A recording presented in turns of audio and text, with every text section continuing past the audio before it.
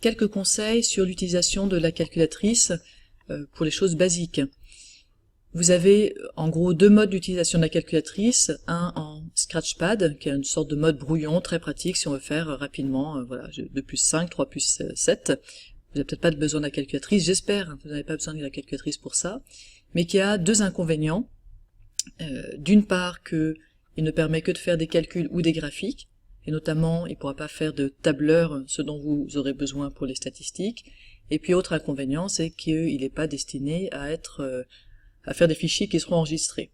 Donc très pratique pour des petits calculs, ou si vous savez que vous ne voulez pas enregistrer ce que vous avez à faire, mais sinon je vous conseille d'utiliser des classeurs. Alors je vous propose de faire un nouveau classeur, donc vous appuyez sur 1 par exemple. On va ajouter un calcul, donc c'est une feuille de calcul, et en fait un classeur c'est une sorte de répertoire dans lequel on va pouvoir mettre plusieurs feuilles de calcul, de tableurs, de graphiques. Ici vous avez votre feuille de calcul, si vous voulez créer, ajouter, donc dans laquelle vous pouvez mettre par exemple, définir une fonction a de x qui sera égale à 3x plus 5, et puis vous voulez par exemple rajouter un graphique, alors vous allez faire doc. La plupart des choses se passent dans doc pour tout ce qui concerne le classeur, la gestion des fichiers, et on va insérer une nouvelle page de graphique. Et puis je veux dire par exemple que f1 de x c'est a de x. Alors vous voyez que mon a est en gras, et c'est normal parce qu'en fait mes variables définies vont être partagées dans toutes les activités, à l'intérieur d'une activité dans le classeur. Et donc si je rouvre par exemple une nouvelle, donc doc, insertion, page de calcul, je peux calculer a de 2, vous voyez qu'il est encore en gras, a de 2 reste défini comme il a été défini dans l'onglet 1.1. Pour passer de cet onglet 1.3 justement à l'onglet 1.2 à l'onglet 1.1, donc ici, CTRL, flèche de gauche, et je suis passé de 1.3 à 1.2. CTRL, flèche de droite, je repasse à 1.3, et je peux aussi aller bien sûr sur 1.1.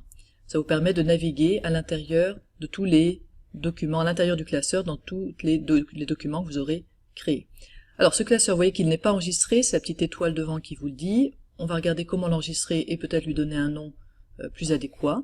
C'est toujours dans doc que ça se passe, et dans fichier, enregistrer, c'est assez logique, enregistrer sous, ici comme il n'a jamais été enregistré, j'aurais pu mettre juste enregistrer, et je le mets dans mes classeurs. Alors, vous voyez que j'ai déjà un classeur, mais je vais faire ce classeur et je vais l'appeler par exemple maths. Vous pourriez avoir un classeur maths, un classeur physique, par exemple. C'est une suggestion d'organisation, mais il peut y en avoir d'autres.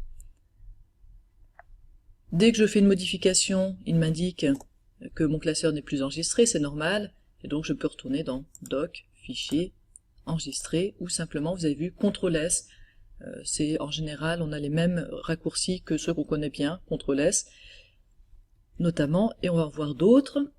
Si je fais CTRL flèche du haut, j'ai cette vue aussi qui est assez pratique. Je peux voir tous les documents qui sont dans mon classeur maths. Et notamment, je peux aller par exemple avec une flèche sur ce graphique et me dire mais en fait j'en veux plus. Dans ce cas-là, je fais del et je le supprime. Ça permet de faire un petit peu de ménage. Si vous avez un regret, vous venez de supprimer quelque chose et vous ne vouliez pas du tout le supprimer, CTRL Z.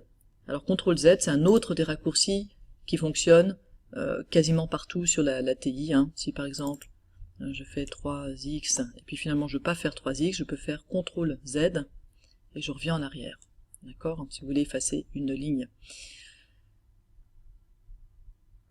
Si je refais CTRL flèche du haut, vous avez vu que j'ai des activités. Et en fait, je peux par exemple renommer cette activité d'ailleurs en allant avec la flèche dessus. Et en faisant CTRL menu, j'ai un renommé. Et mettons que par exemple tout ça, ça concerne le chapitre sur les droites. Ce qui va être assez pratique, c'est que si maintenant je veux créer une nouvelle activité, je vais toujours aller dans doc.